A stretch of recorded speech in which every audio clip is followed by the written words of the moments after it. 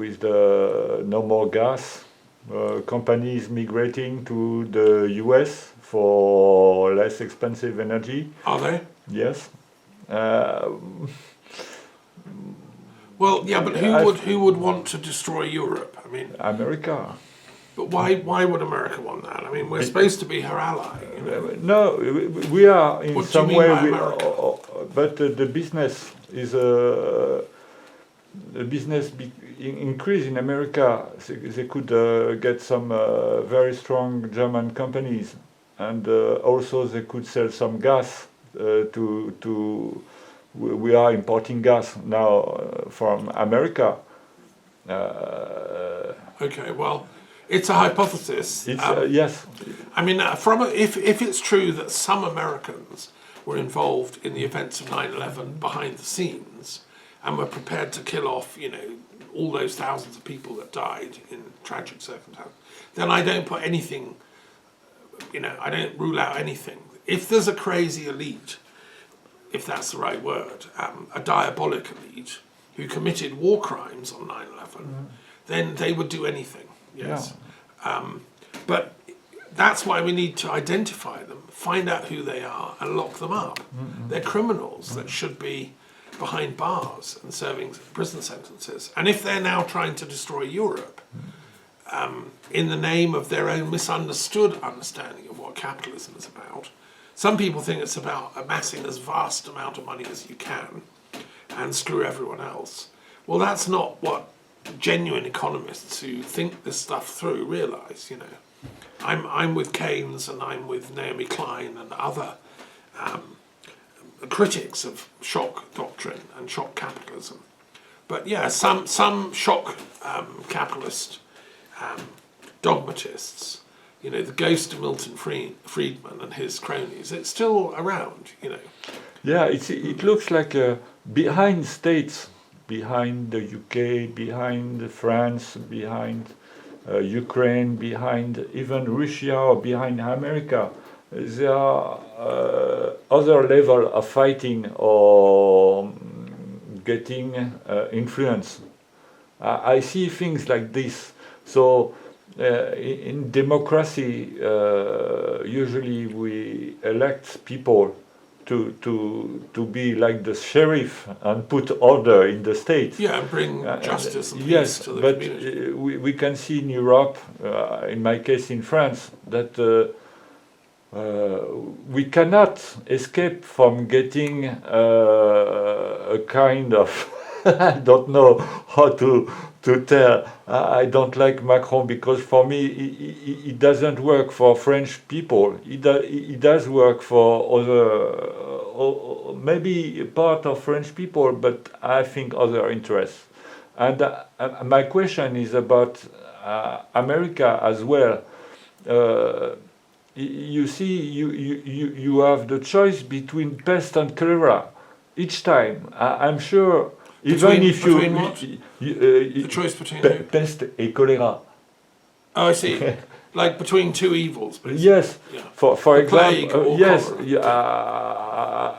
I follow you that Trump is not a very nice candidate. But what about Kamala Harris? She said she will follow on the war with Ukraine. So in my view, they are not both. Any of them presenting a nice project for America? I don't know. Well, that's why Jill Stein is very attractive to some people, because she is trying to do that. Yes, I'm going to just go and get a reference about this war that may be going on behind the scenes, because I was reading something about this just today.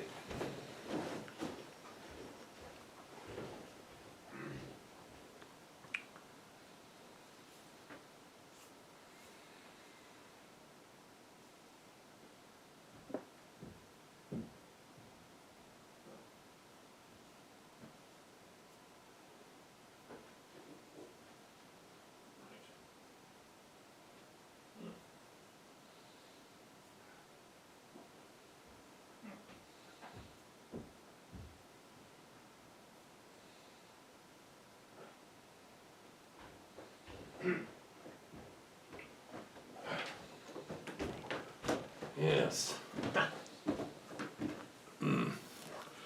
So I found this brilliant quote that I want to share from Plato, one of my heroes, who thought this through in a similar kind of way a long time ago, because the same arguments were happening in Athens.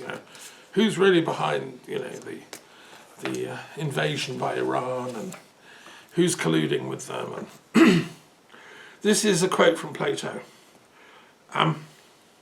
There appears to be a sort of war of giants and gods going on amongst them. They are fighting about the nature of essence. Some of them are dragging down all things from heaven and from the unseen to earth, and are determined to grasp in their hands rocks and oaks only. Of these they lay hold, and are obstinate in maintaining that the things only which can be touched or handled have being or essence, because they define being as body only. And if anyone says that also incorporeal spirit exists, they also despise them altogether, and will hear of nothing but body. I have often met with such men, and terrible fellows they are. And that is the reason why their opponents cautiously defend themselves from above, out of an unseen world, mightily contending that true essence also consists of certain intelligible and incorporeal ideas and values. There is an endless war raging between these two armies on this issue. I love that quote, and it's a sort of typical Platonic mythological reference. He's using this idea of a war among the gods, even, between them and the giants. And is that what's happening on our planet still? I mean, I look around the world and I think there's obviously a war going on between the gods themselves, or the gods and the devils, because every time something really good happens, something really terrible happens. It's like God and the devil are playing chess with human history. There was a beautiful idea called communism, dreamt up in the early 16th, 17th, 18th century, and God moved the pieces, and beautiful idealists got involved. So the devil thought, well, screw that, we'll turn that into something really horrible, and we'll convert it into Bolshevism and Leninism and Stalinism. And every good thing seems to be converted into something evil before you can blink. I'm watching this. I've lived long enough to see this happening in my lifetime. And so, yes, I mean, going back to Plato, is this what's going on here? I have an intermediate or lower interpretation. I was also questioned by the story you told at the beginning with the early communism, idealism, and becoming materialistic and leading to totalitarianism. Yes. And I was thinking that maybe there are some power from I don't know, it may sound like complotist, but with the Rothschild, very powerful people who are behind many things. And I don't know, but you see, for example, the Rothschilds are the great banking dynasty. Yes, so the bankers, and a lot of the Jews became bankers in the history of Europe because they weren't allowed to do anything else. Yes, but because of anti-Semitism, Jews were not allowed to become lawyers or doctors or anything, so they became bankers. And so, I mean, obviously money, finance, economics is part of the problem. For example, the Bank of France, created by Napoleon, was a private bank, like the Fed in the US. Yes. The Fed has been postponed until 19. Thanks to Jefferson, it has been postponed. until beginning of the 20th century. But in France, it was already there. Under Napoleon. Yes, it was And that created continues. in 1801 or 1805 at the Right, beginning of Well, Napoleon. I banked with the Caisse d'Epargne. That was founded in 1818. You know, Yes, but it's a small bank. It's not. it's still a private thing. It's crazy Sure. to feel that the money is, when you say a country is sovereign, that's wrong if the money is not governed by the elected people or controlled. Well, those are big topics, Yes, and they're very important, and that's why Marx did his work. He thought that if we identify the essence of money, or capital as he called it, and we then give that back to the people because it comes from the people's essence, then everyone will be happy they can live in a communist utopia. The problem is he got some of his equations wrong. And I've said again and again, it's the fundamental mistake was leaving out the spiritual bit and the ethical bit. And that's why I'm doing a commentary on Das Kapital, because my mother was a communist and swore by Marx. yeah, it's quite complex. And Yeah, I'm determined to get to the root of the problem. I tried to have this conversation with her during her lifetime, but she couldn't because she didn't have the patience, intellectually. And she'd never really studied Marx in enough detail to be able to argue with me. So that's what I'm doing. I'm having an argument with my mother beyond the grave. But not just with her. I think it's on behalf of humanity. That's my work. Is because millions of people took that communist path and thought. I think what they thought is that if we say there's only matter, that simplifies everything. It's like we can clear up the basement of history. If we can make sure everyone has enough to eat, a nursery for their kids, a place to live in. I think the communist idea of giving everybody material needs satisfaction wasn't necessarily a bad idea. The problem was how it was achieved, which was mass terrorism against the middle classes, the intelligentsia and the aristocracy in Russia and China both, and in Pol Pot land. So back to the drawing board. I'm doing a critique of Das Kapital in order to then let's find another solution. But you're right to home in on who controls money. That is a critical thing. And so anyway, yes, it's also the gods. Okay, yes. maybe nowadays, just a small thought. Yeah. We could try communism locally in small communities, and Yeah. if it's good, that will spread off. If it's not good, that will Yes. die gently. I do think that's interesting, and I think there's an essence in the very word communism, which comes from the French word commune. We live in little communes, Yes. and France is divided into these tiny communes. And when I came here and started my work on Das Kapital, I realized how much of a Francophile Marx was. He loved France. He was very happy living here. He loved the French intellectuals he met. He was critical of them all, and he thought he was the best. But he was arrogant, but he nevertheless respected the French, intellectually. And I think he identified very much with the Paris Commune, the communards, and in fact his daughter married someone who'd been involved in all that. And he used to come to France on holidays. So I think if anyone could do communism at the local level, it could be France, I think. And then if you get a Pol Pot in charge, you start shooting people. He'll only shoot a few before he gets stopped. But anyway, let's revisit that topic another time. It's very important.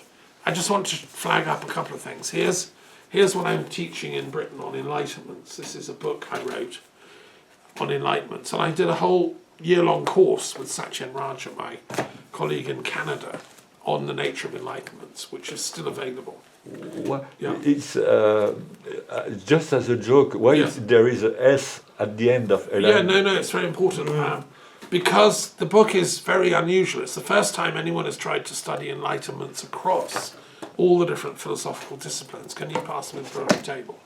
So, in the table, you've got all the traditions. Now, each of them proposes a certain form of enlightenment. Even Marxism has a kind of form, which is skepticism, materialism, rejection of all theology, metaphysics. They think that's an enlightenment position. Freud had something similar. So there's many different types of enlightenment. In the Jains, there's a particular kind. Shintos have a different kind. Taoists have a different kind. Christians have a different kind. It's more like surrender to God through Jesus and allowing grace and the Holy Spirit to come into you. It's more a submission of the ego. And Islam is similar. Islam is about surrendering to the absolute so that God can send his nur. One of the 99 names of God is An-Nur, the light, the enlightener, into you. And so what I've done is I've studied all of these and I've compared them. Okay. So that's why, and I'm the first guy to put an S on the end of enlightenment as an academic. I'm saying let's study this academically. Yeah, but for me, enlightenment is beyond explanation. It's a mysticism. It's a big question mark. You don't say nothing. Well, that's your view of it. Yes. Sure. Maybe that's one of the many. Well, it's certainly at a common position. That would be something that maybe some Zen types would say. That's a common. I think it's a misunderstanding. Well, it's a position. Okay. That I've encountered many times. And people get angry. What do you mean you're studying enlightenment? It's beyond words. You can't do that. And I've had sort of New Age type spiritual people try and shut me up because you can't do that. You've got to just experience it and go with the flow. And I'm an intellectual. I'm a rational philosopher. I want to study this thing. Yes, I understand because that. it's really important. Because if somebody, like Pol Pot was a Buddhist, he thought he was enlightened. He thought killing a few million people was okay because he was building utopia in the long run. Mao thought the same. He was a Buddhist. He thought he was enlightened. So again, it's like, at what point does someone's will to enlightenment get corrupted and perverted? And why I think they have the wrong idea of enlightenment to begin with. Okay. So what's gone wrong in these systems, like in Buddhism, to create a Pol Pot or a Mao? Who taught these guys, And in Marx as well, because it's not only Marxism that's got corrupted. A lot of the other systems, Christianity. So in the Christian tradition, in Romania, the Romanian Orthodox Church did right-wing fascism in the name of the cross, in the name of Jesus. They did extreme anti-Semitism, and they were doing a Holocaust against the Jews of Romania without the Nazis even asking them to do it. They did their own Holocaust and killed 300,000 Romanian Jews who were incredible intellectuals and sages because they hated them, because they were good Orthodox Christians. And they set up this thing called the League of the Archangel Michael. So like, how enlightened is that? Something's gone wrong there in that version of Christianity, in my opinion. I would say no, let's Jews, Muslims, Christians, Hindus, Buddhists, let's all come together and do philosophy clubs instead of sticking each other in mass pogroms and genocides, But so that's what that book is about. And anyone, you can get it. It's been published. And I'm working on the second edition. Yes. Okay, let's move on and look at our periodic table. See what we can glean. Yes.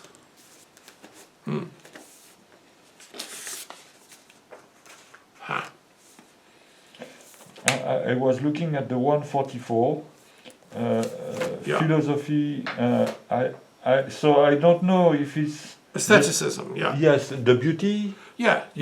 Sort of philosophy of art, salvation through art, basically. Yeah, that's a good one to choose. Yeah, we haven't done that, at least for a while. Okay, I'm going to go for. Well, I'm going to go for Baha'ism, which is number 101, and that's a new religious movement from Persia originally.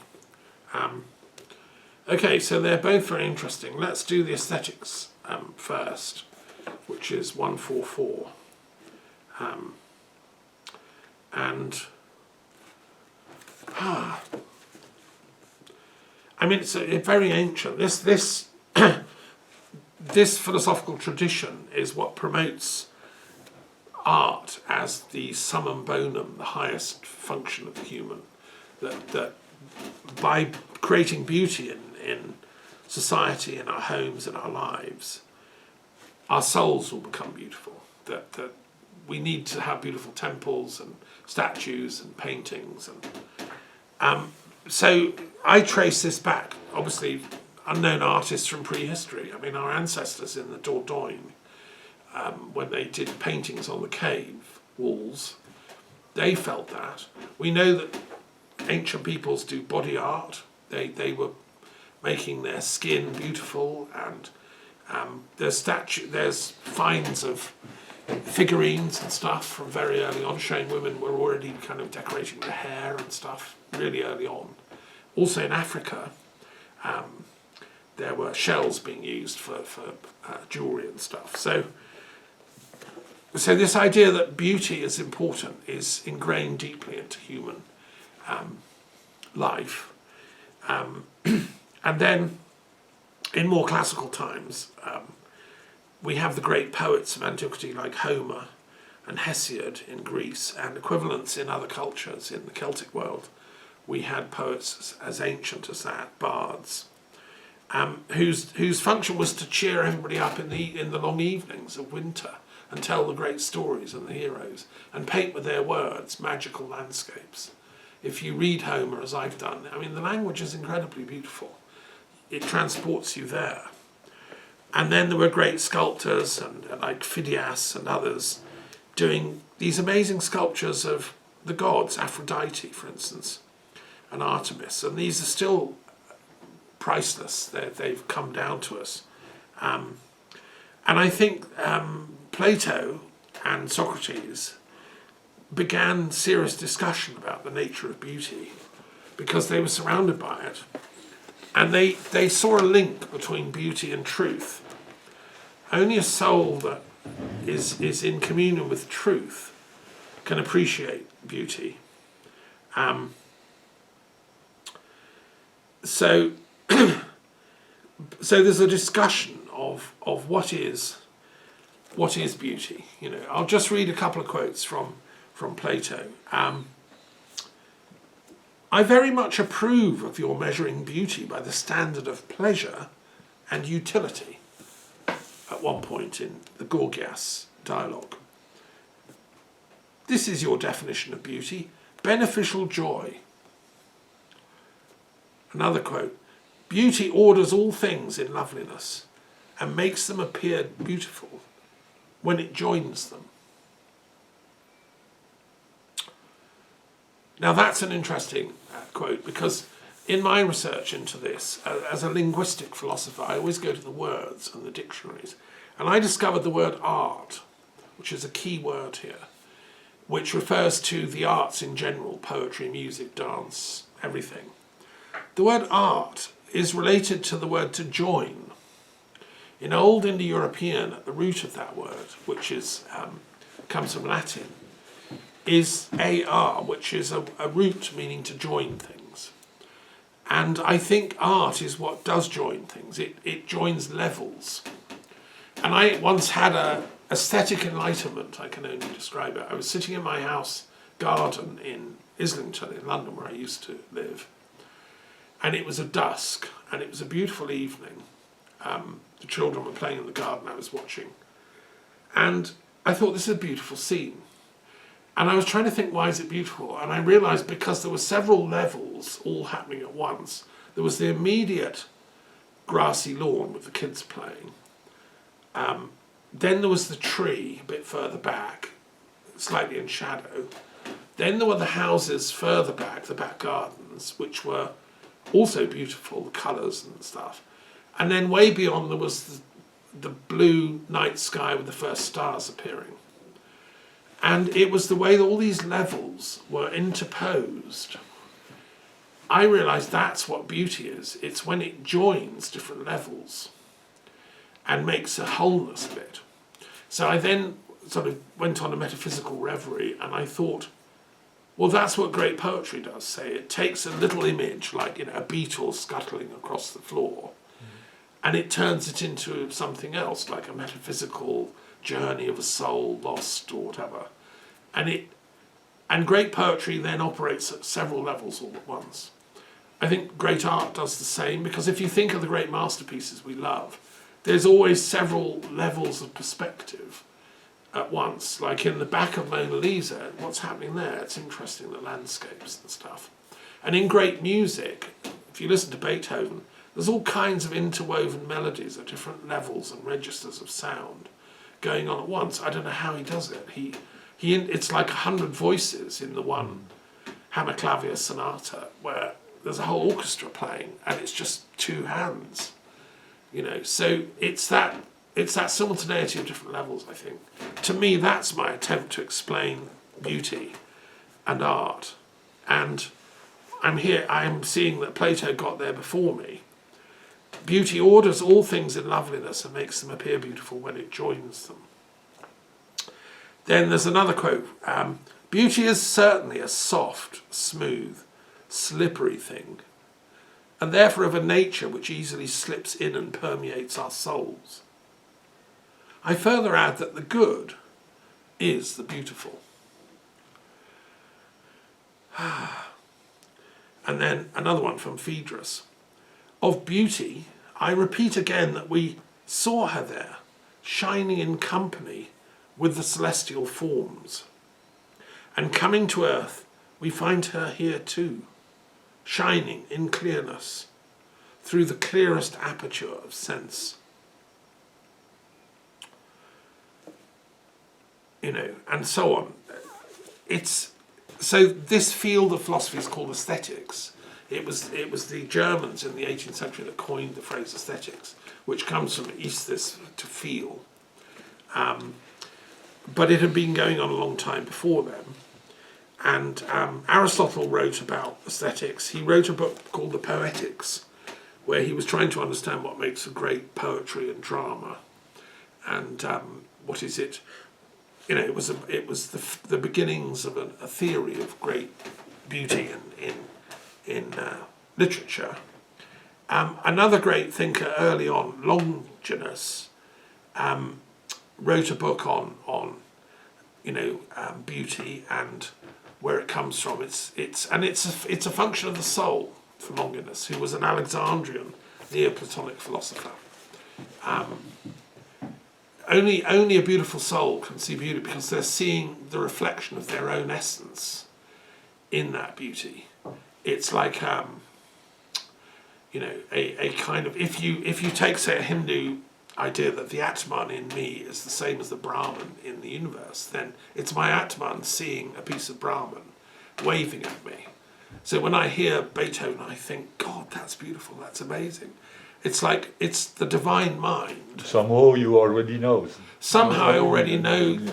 It's like I resonate with it because, I could have written that because I have the same insight, And with great literature, if I read, say, Saint-Exupéry, some of his works, great French writer, and it's beautiful, like The Little Prince and the others, I resonate with it because it's like my soul is speaking to me. And I would say it's the same with the Gospels and parts of, the holy texts of all religions. When they're beautiful, it's because of that. Kant developed a theory of, aesthetics that was very influential. Goethe, of course, as well, puzzled over all this. And I've just listened to a brilliant talking book by the BBC of Goethe's complete works. And he wrote more interesting stuff than I've given him credit for, I think. He wrote a play about one of the greatest Italian poets, Torquato Tasso, who went mad. He wrote this amazing epic poem, but he was very disturbed mentally. I think it's one of the problems artists face is sometimes they, like Van Gogh, the link between them and the super real world is so intense that they forget their moorings in the real world, whatever that means. And anyway, Tasso did go mad, is what's said. But I didn't realise Goethe had written a play about that. It's brilliantly written, very sympathetic, and he's exploring the madness of genius, and poetry. It's a masterpiece.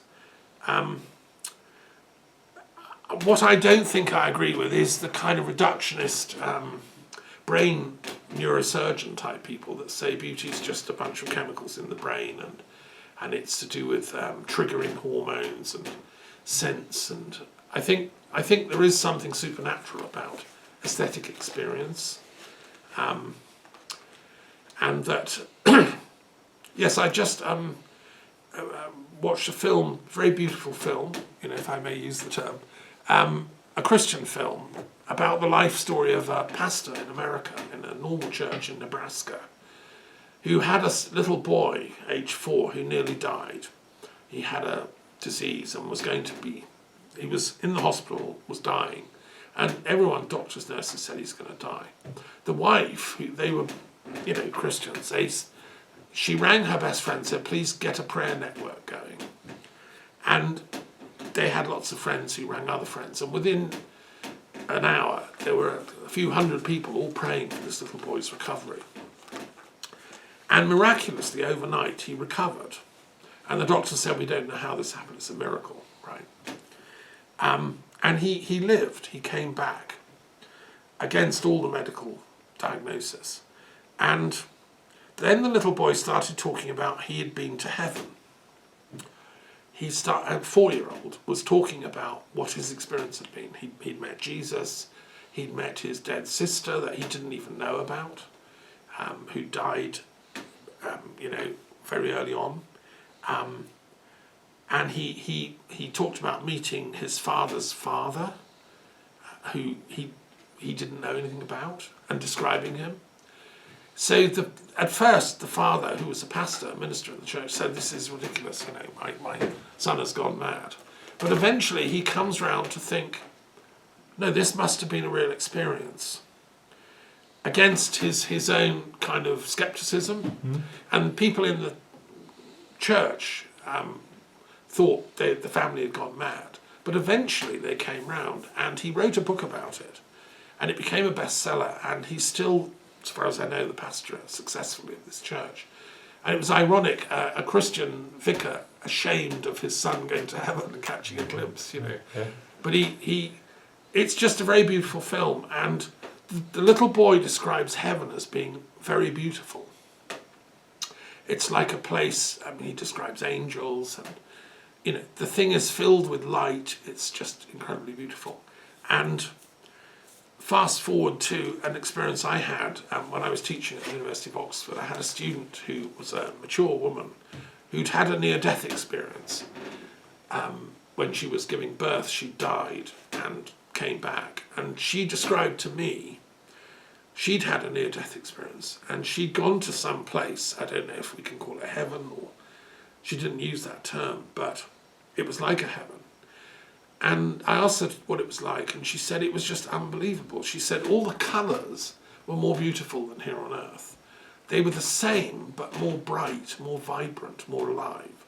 So yes, the same like yellow, green, red, blue, but all like trembling with beauty.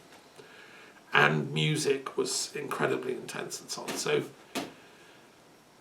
that was a real experience she'd had, and people are having these kind of experiences. So I think that maybe Plato was right, that this world is a sort of shadow image or copy of a sort of etheric or spiritual kingdom that is more beautiful. I suspend judgment. It's in Buddhism they talk about the same thing. There's a pure land, which